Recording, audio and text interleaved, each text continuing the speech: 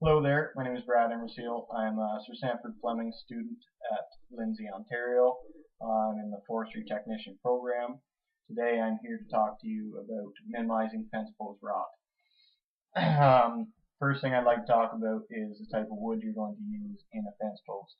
I suggest pressure treated pine for the fact that pressure treated pine inhibits microorganism growth. Other wood I'm going to talk about is cedar. Cedar is an excellent choice for fence posts because it is rot resistant. It's rot resistant because the tree naturally produces these extractives, which are really chemicals thought to make the wood resistant to decay. Something I want to talk about is a myth about cedar nowadays.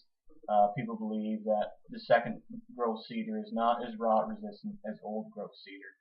But according to Paul Morris, who's a research leader in durability and building enclosures with FP Innovations, which is a forest research center, he says that there's more evidence suggesting that second growth wood is just as rot resistant as old growth wood. Another myth I want to talk to you about is people believe that pouring cement down your hole, your fence post, around your fence post will keep wood from rotting. This isn't true, and there's a number of reasons why this isn't true, but I just don't have the time to get into that right today. Next thing I'm going to talk about is 4 techniques for minimizing fence post rot. One way to minimize fence post rot is to cut the top of your fence post. Say this cedar is your fence post. See, it's cut flat here now. You want to cut the top of your fence post off on an angle. An angle such as a 45-degree angle or a 40-degree angle, like that.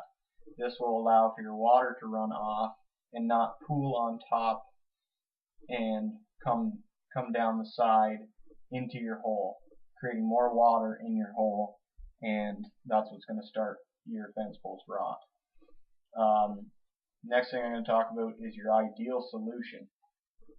Your ideal solution is to eliminate contact between soil and the wood. Now, a way you can do this is by filling your hole in with concrete and using a metal post anchor set into the concrete. This is probably the most effective way to achieve longevity of your fence post because you're eliminating all contact with soil and wood. Third way I'm going to talk to you about minimizing fence post rot is by using a preservative, a wood preservative. Now, there has been people talking about creosote, and I believe that creosote's a little harder to find nowadays, but any wood preservative will do. Now, if you were to say this was the bottom of your fence post, you want to make sure you coat your bottom of your fence post and all along the sides past the soil line. If this was your soil line, you want to go a couple inches past your soil line to reduce any rot that might occur. Fourth way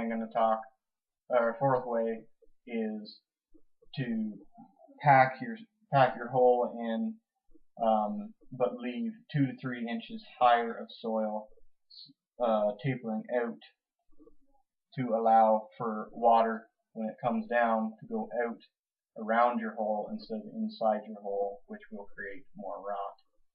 Now, these are my best practices I've given to you. Thank you for listening.